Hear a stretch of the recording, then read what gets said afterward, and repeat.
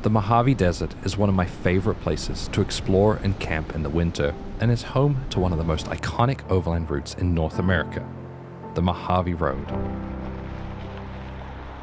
It has beautiful scenery, incredible sunsets, interesting history, fun trails, and dozens of stops and attractions along the way. We would be spending a week traveling the desert's rough and unmaintained roads, and with no paved roads on the agenda, we started it like we do any good trip.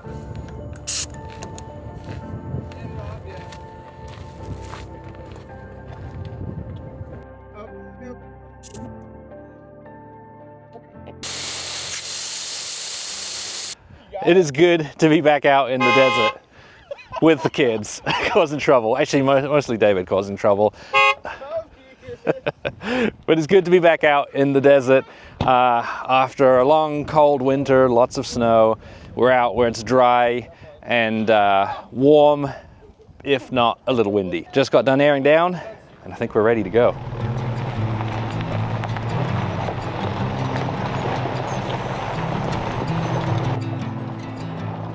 We were heading out into the Mojave Desert, where we'd be driving along parts of the Mojave Road, which is a historic trail used by settlers and for mail routes across to the west coast.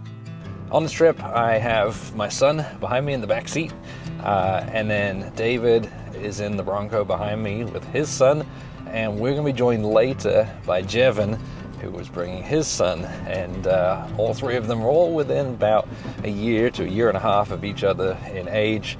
My son is the youngest of the three, and then David's son is the oldest of the three. And the Mojave Road is one of those roads that I think is really good for taking kids on, because there's a lot of things to see and do along the way, lots of stops to get out of. The whole Mojave Road can be driven in 1 to 2 days, but we'd be there for a week, weaving around the various trails, sites, and attractions in and around the Mojave National Preserve. Our first priority would be to get across to the Piute mountain range, where we'd be stopping to meet up with Jevin and to camp for the night.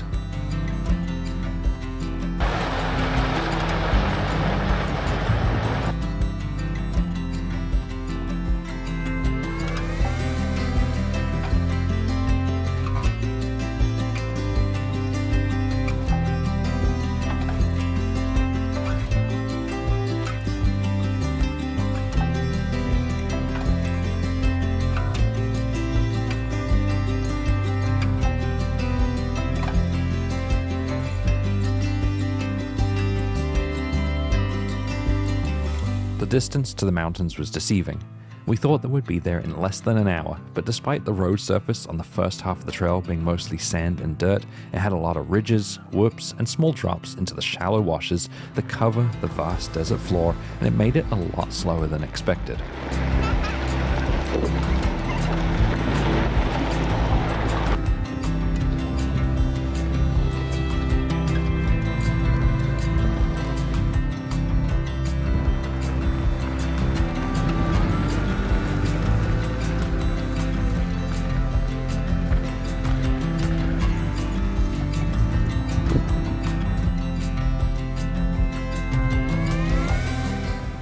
Suddenly got a lot rockier and a lot bumpier.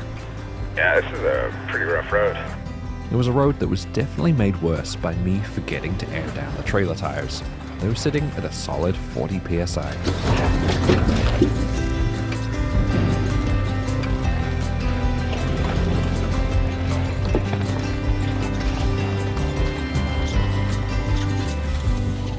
I totally forgotten how bumpy this first section of the Mojave Road is, so it's slow going, especially with a trailer, like half the speed when towing. The trailer behind me is the Teton X that I borrowed from Atlas Outdoors. This trip was suggested by X-Grid Campers, an off-road trailer dealer in Vegas, and I picked up the Teton X from the manufacturing facility in St. George, Utah, just before the trip. Ugh, this is so slow going. Yeah, dude, it's very slow. It's only 1.5 miles, but I'm only doing 1.5 miles per hour.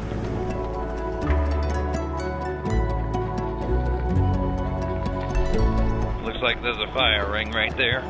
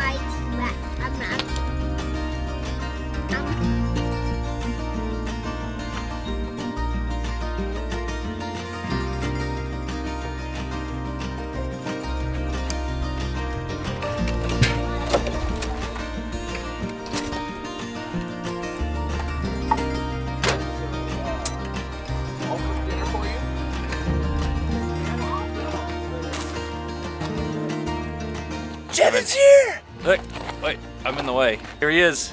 Jevin just got here.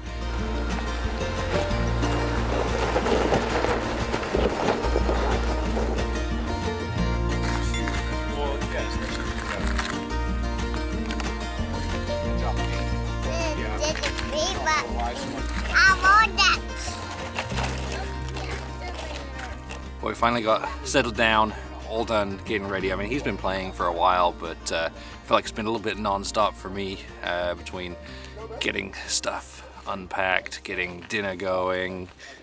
One of us pooped, so I had to change a diaper. And I mean, thank goodness for the microwave in the Teton X, because it makes life so much easier. We did curry for dinner tonight, which he loves. And I like it. And I'll stand on my cookie. You almost done with your cookie? Yeah. Yeah. And that is alright. And then it's time to go to bed. What? I see bed and there's like that. There's bugs on the trailer? Yeah. I watch all my bugs in my head. It's on the outside, so it's okay. It's not going to bother us. Yeah. Yeah. I'll show you what it's like here in the morning when the sun's up. All right, let's go Yeah. play. You want to play? I got my cookie. When you finish your cookie, you want to play? Yeah. Oh,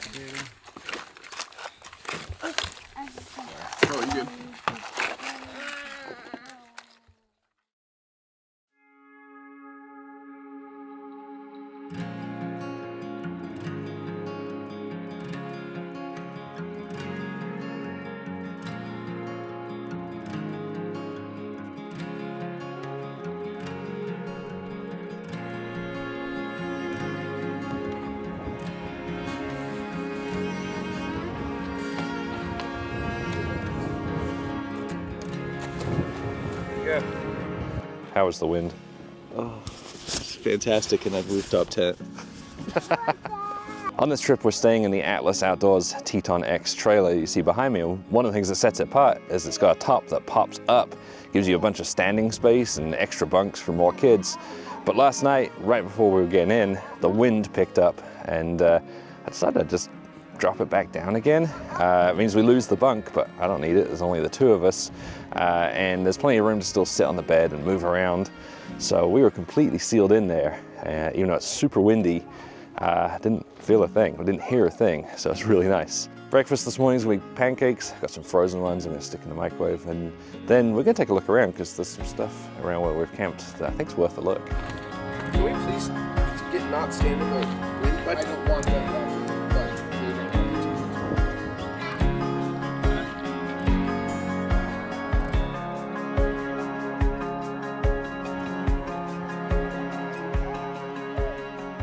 The spot that we camped last night is actually right on the original Mojave Road, but you can't drive it anymore. It kind of dead ends right where we're at here at Fort Piute, which is kind of, it's a small fort, a little offshoot from Fort Mojave that's somewhere off in the distance that way. This fort was manned between 1866 and 1877, and this was to protect the settlers and the mail carriers that would take the Mojave Road across the desert there. And this fort was set up as one of the relay stations along the route, so the military escorts would go from one station to the next and hand off the settlers to the next station in the relay route.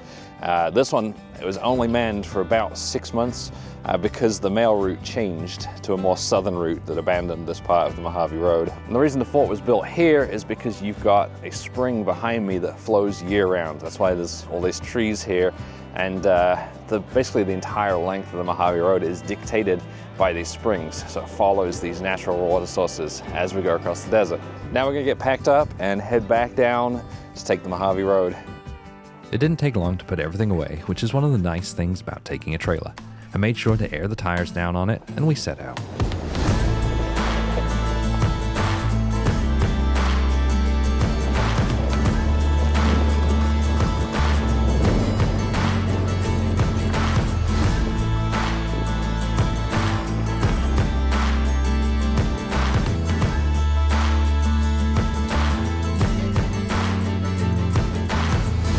Cruising along in a Lexus with my tires all sitting around 15 psi and the Ironman Foam Cell Pro suspension setup absorbing the bounces, I had to remind myself that this road could be a whole lot worse. Can you imagine taking a horse and a wagon along this road? No tires, no suspension, just days and days of this. It's a hard pass.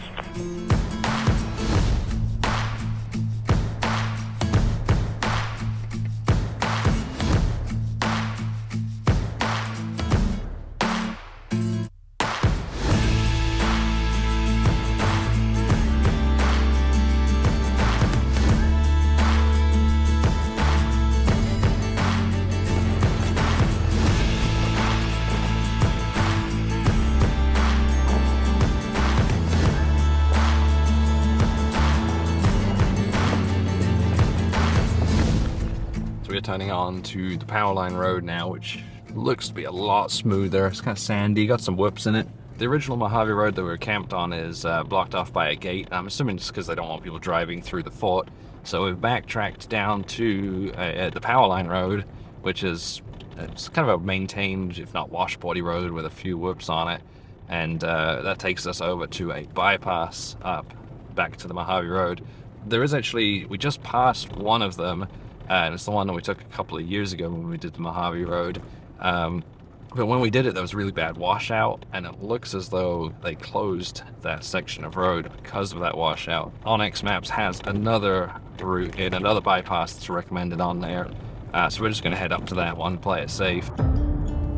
Our turnoff was only a couple of miles further along the road. The next right we're taking, Jevin. Oh, we forgot to stop at the petroglyphs on the way out of our campsite.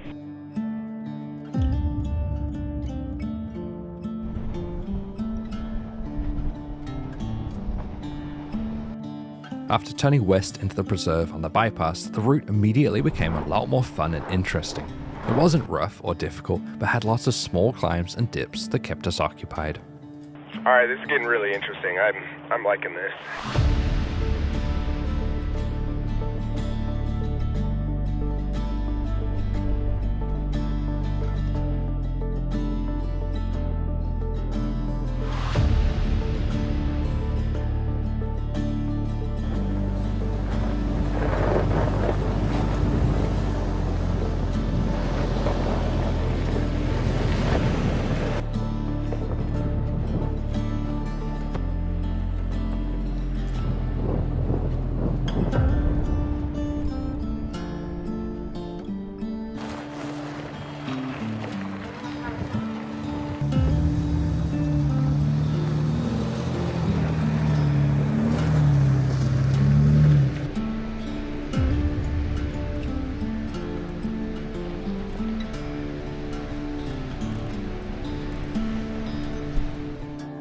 Unfortunately, on the drive down to meet up with us, David had listened to a podcast on dandelions and had decided that morning that he needed to share his newfound knowledge with us all day long. Do you know that dandelions go to sleep at night and close the thing to preserve their pollen for the next day?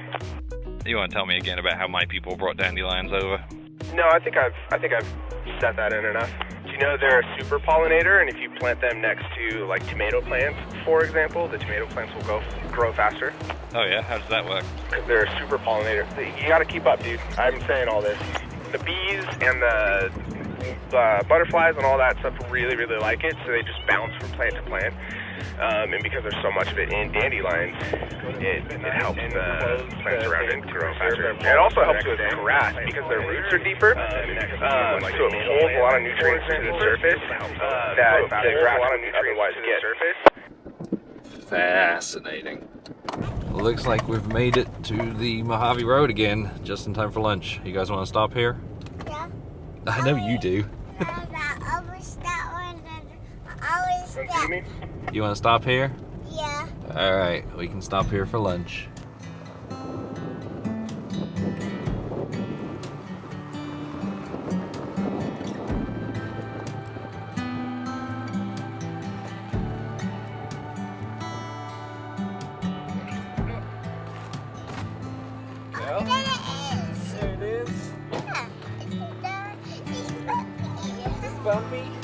Yeah, let's put this on you.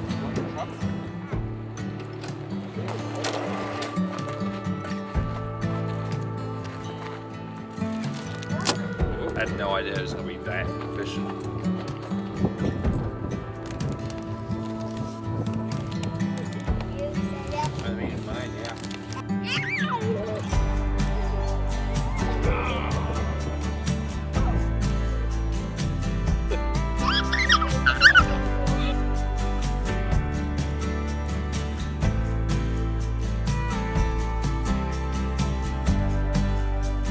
we're all fed and we've just set out again on the Mojave Road itself this time. And we are aiming for a campsite that I stayed at last time I came through here. Beautiful spot, great views across the valley, so it should be really good for sunset. But we're gonna try and get there by 4 o'clock. That's kind of our deadline, so the kids have plenty of time to play at camp. It's only 30 miles away. We'll have to see how we go, because things are obviously slow with the trailers, and they're even slower when you're filming along the way too.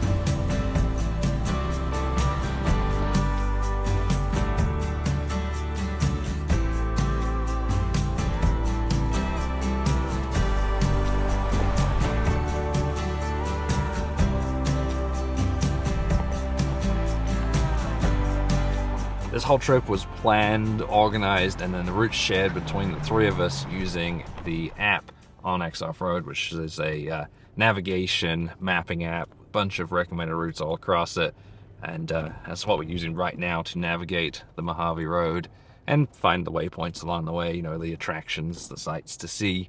And it is also the sponsor of this video.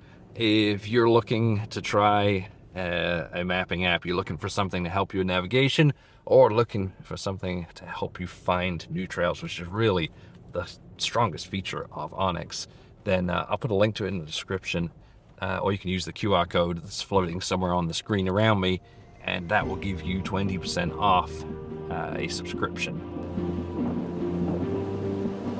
We are playing a game of spot the spiky tree in here, and it's like, oh, there's another one, oh, there's another one, oh, there's another one, oh, there's another one, and it's like, oh, there's two. Two is the max I've seen.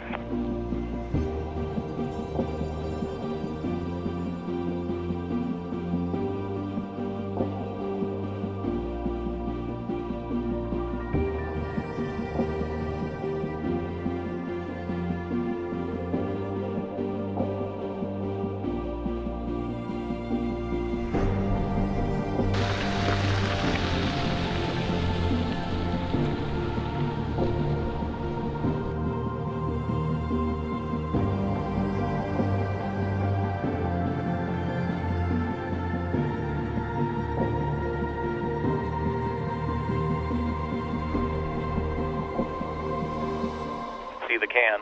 Oh, you see the penny can tree? Yeah, what's the big whoop of this? You put a penny in and it's good luck. What do you see? Puppy said penny tree. You see the penny can tree? Yeah. Can you say penny can tree? That's why the tree. That was great. Where is it? This. Oh, okay. Do you want to go put a penny in it? Yeah. Okay. I will get that. You want to get that? All right, go get you a penny. So put your hood up so you're nice and warm. Yes. That one.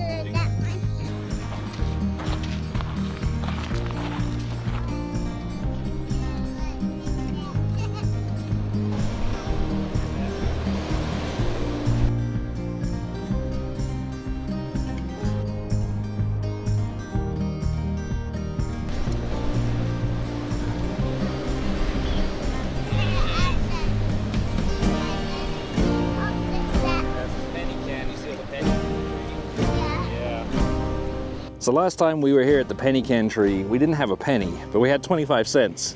And we figured putting a quarter in would bring us 25 times as much good luck as putting a penny in is supposed to give you. And then he got bitten by a mouse. And then Sean's Jeep broke down. And then what else went wrong? I don't know, a bunch of stuff went wrong. So this time, we made sure we brought a penny. So we're gonna put a penny in, or he's gonna put a penny in, and hopefully get some good luck. Hopefully we don't run out of gas, because that's a very real possibility based on the fuel economy we're getting right now. You ready? You ready for your penny? Yeah. Here it is. There it is. All right. That coin. It's a coin, yeah, it's a penny. All right, you ready? Put it in. That's it. That's good luck. Should we do one? Should I do one too? Yeah. All right. You ready to keep going on the Mojave?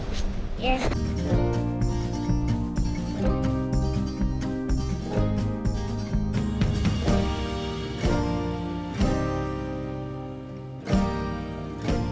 We just crossed over one of the maintained roads through the preserve, and the other side of the road, every single one of these Joshua trees is burned to a crisp.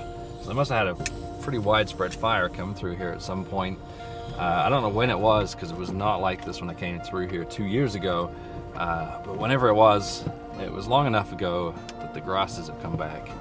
I know grasses grow pretty fast, but I don't know how fast they grow out here in the desert.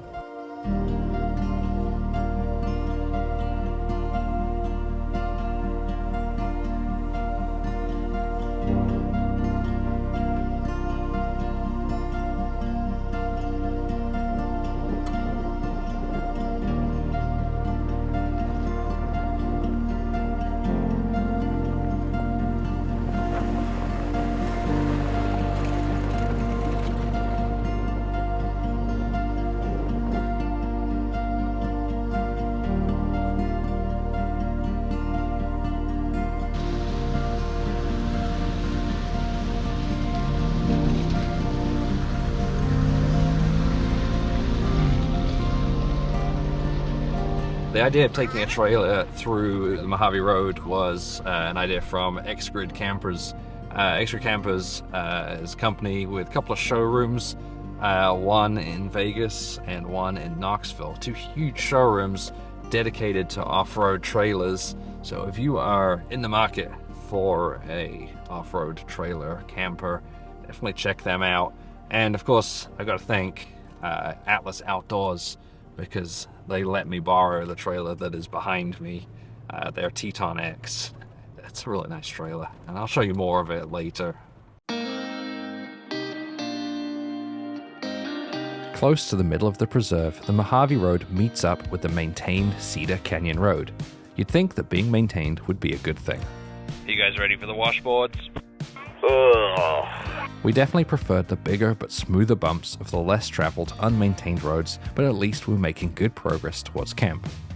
On the way, we had to make a quick stop at the Rock House. We just made it to Rock Springs House. This is a house that was built by a World War I veteran. He suffered a chlorine gas attack in World War I and was told he only had a few years left to live. But he came out here for the clean desert air, built himself this house next to the springs here, and ended up living for another 25 years. I think it worked out well for him. It is open, the door is wide open, which is unusual. I thought it was supposed to be locked. Either way, I'm gonna shut it before we leave because I don't want it wide open.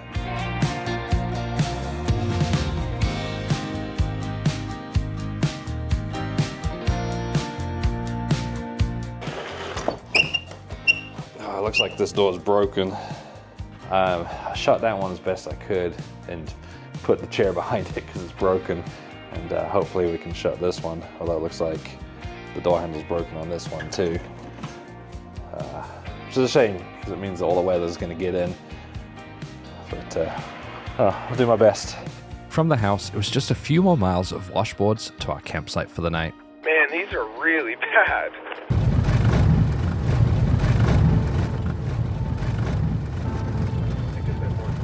What a view. This is beautiful.